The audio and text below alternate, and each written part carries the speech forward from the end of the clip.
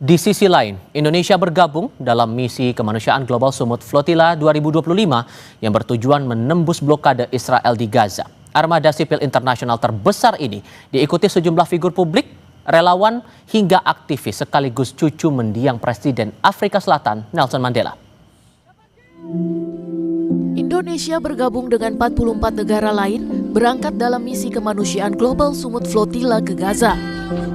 Lebih dari 50 kapal yang mengangkut relawan akan berlayar menembus blokade laut yang diberlakukan Israel demi menyalurkan bantuan makanan dan obat-obatan untuk warga Gaza yang kelaparan dan menderita dalam keterbatasan pasokan logistik. Figur publik lainnya Wanda Hamidah turut ambil bagian dalam misi kemanusiaan ini. Bersama para relawan, mereka tak henti-hentinya menyerukan Free Palestine. Menurut Wanda yang juga bagian dari panitia melalui Indonesian Global Peace Convoy, jumlah aktivis yang hadir melampaui ekspektasi. Dari awalnya 120 orang membludak menjadi 300 orang. Selain delegasi Indonesia, cucu mendiang Presiden Afrika Selatan Nelson Mandela yang juga aktivis kemanusiaan Mandla Mandela turut bergabung dalam pelayaran kemanusiaan Global Sumut Flotilla 2025. Mandla Mandela menegaskan solidaritas Afrika Selatan tak pernah luntur untuk mendorong warga Palestina meraih kemerdekaan. We particularly chose as the South African delegation to join the Global Sumut Flotilla here in Tunisia and sail from an African point to say Africa is part of this struggle, because as Africans we know very well what it means to live under occupation, under oppression. Bantuan dikirimkan untuk warga Gaza yang tengah dilanda krisis kelaparan ekstrim. Warga Gaza saat ini menggantungkan hidup dari bantuan pangan melalui dapur-dapur umum. Hingga saat ini, lebih dari 350 warga Gaza meninggal akibat malnutrisi.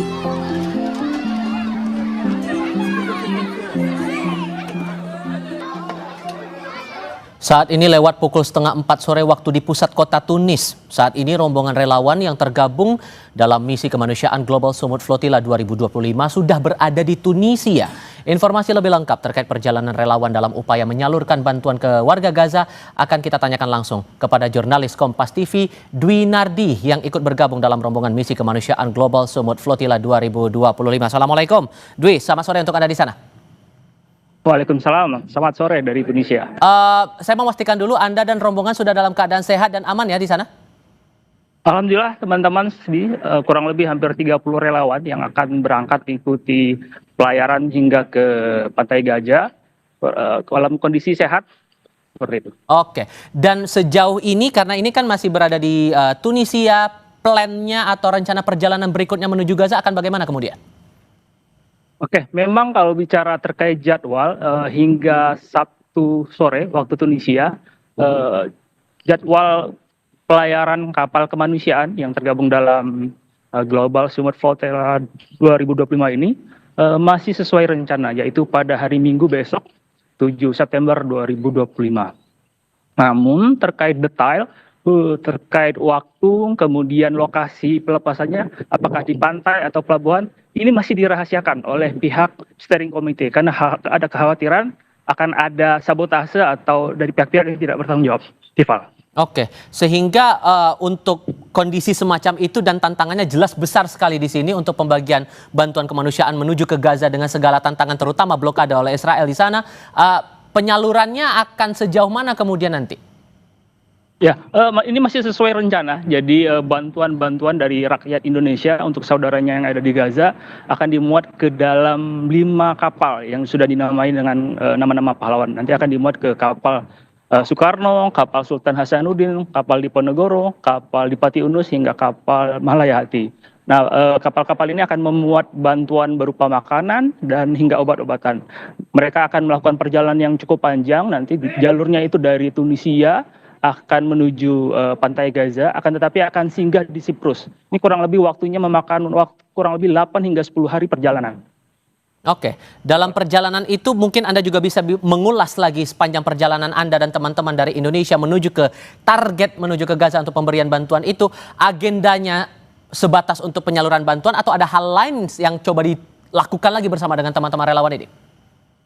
Oke, selama 6 hari teman-teman relawan yang sudah berada di Tunisia ini untuk menunggu jadwal pemberangkatan, jadi sudah ada serangkaian kegiatan sebenarnya sudah dilaksanakan mulai dari pembekalan teknis. Jadi teman-teman relawan ini diberikan pengetahuan bagaimana nanti terkait protokol keselamatan. Karena penting sekali, misalnya nanti kejadian yang paling buruk misalnya akan disergap oleh pihak Israel, apa-apa yang harus dilakukan oleh teman-teman seperti itu. Kemudian juga ada pelatihan teknis terkait khusus yang teman-teman media yang akan berangkat ke menaiki kapal. Tentu akan ada pelatihan khusus terkait bagaimana mengupload, mengirim gambar seperti itu. Oke, dan ada kabar juga bahwa rombongan akan terpisah ya. Jadi apakah gimana skemanya untuk memastikan tujuannya sama, tapi walaupun jalurnya akan berbeda nantinya? Ya. Seperti yang disampaikan oleh steering komite bahwasanya nanti teman-teman relawan yang dari Indonesia ini akan dibawa. Jadi tidak seluruh dalam satu kapal itu ada aktivis, ada tokoh publik, kemudian ada wartawan dan tenaga medis. Mereka akan disebar dengan beberapa dari negara lainnya. Kurang lebih ada 44 negara yang join dalam misi kemanusiaan ini. Ival. Oke, penegasan saja, barang-barang atau bantuan-bantuan apa yang sesungguhnya diberikan dari teman-teman relawan kepada warga Gaza ini? Jadi yang paling mendesak hari ini yang dibutuhkan saudara-saudara kita yang ada di Gaza yaitu bahan makanan dan obat-obatan. Oke, dan semoga Anda bersama dengan rombongan dalam keadaan aman, selamat sampai dengan tujuan. Dwi, terima kasih sudah berbagi cerita bersama kami. Hati-hati di jalan ya. Assalamualaikum. Waalaikumsalam.